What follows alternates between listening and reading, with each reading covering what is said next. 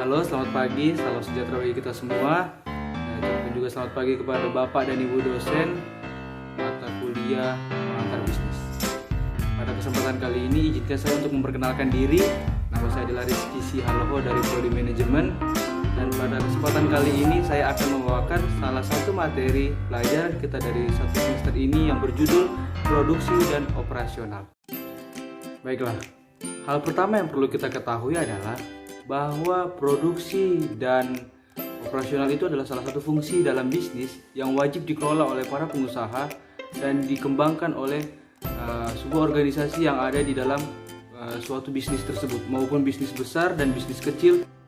Nah teman-teman, apakah teman-teman mengetahui apa sih pengertian dari manajemen operasional?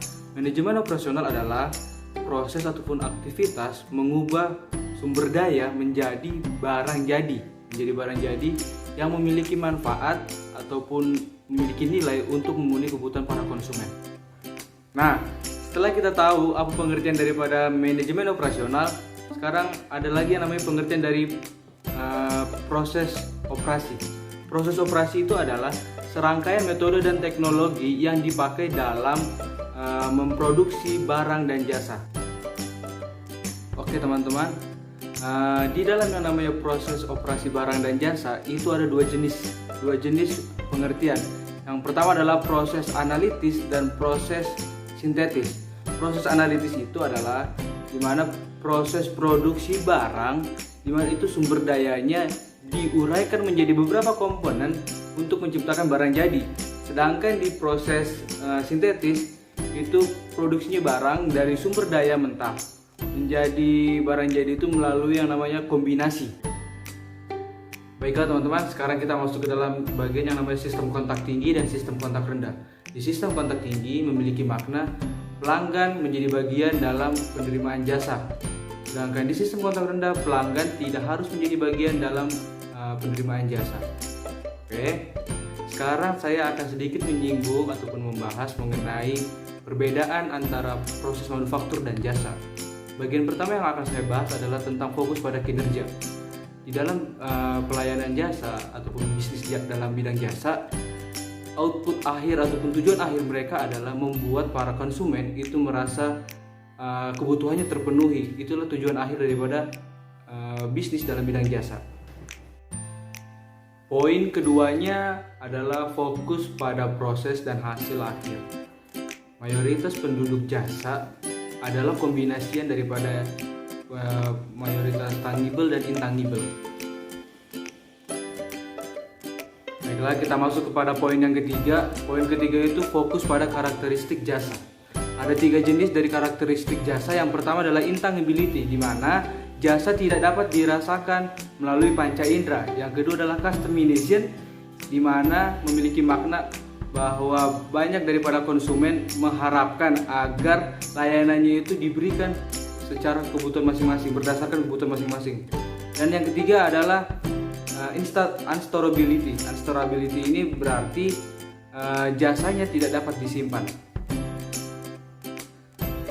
Oke, poin terakhir dari perbedaan antara operasi manufaktur dan jasa adalah fokus pada kualitas layanan.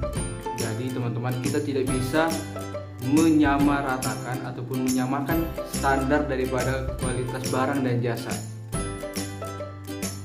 Oke, baik teman-teman, mungkin sekarang boleh dilihat ke layar. Kalau di layar ini ada yang namanya bagan daripada perencanaan operasi. Mungkin dari ada yang namanya mendapatkan informasi ataupun umpan balik, ada yang namanya ramalan, seterusnya hingga sampai ke kembali ke yang namanya hasil informasi ataupun umpan balik.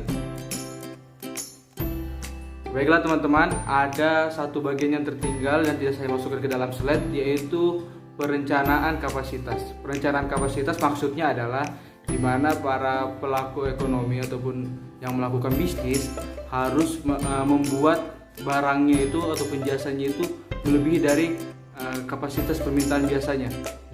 Misalkan permintaannya adalah 50, berarti pebisnis ini harus melebihi sekitar menjadi 60 ataupun 70. Baiklah, ada yang namanya juga perencanaan lokasi. Maksudnya perencanaan lokasi di mana perencanaan lokasi ini dipengaruhi oleh kedekatan dengan sumber bahan baku ataupun contohnya pasar, dan juga adanya jumlah ketenaga kerjaan yang mungkin bisa dikatakan banyak ataupun kurang. Itu juga menjadi salah satu bagian penting dalam perencanaan lokasi. Oke, 2 poin terakhir yang akan saya jelaskan adalah tentang penjadwalan operasi. Apa sih maksudnya itu? Ada yang namanya istilah timeable. Timeable itu jika Anda ingin menciptakan ataupun ingin membuat suatu bisnis, kapan Anda akan memulainya, Anda harus menentukan waktunya agar bisa tepat sesuai dengan kemauan Anda ataupun pebisnis tersebut.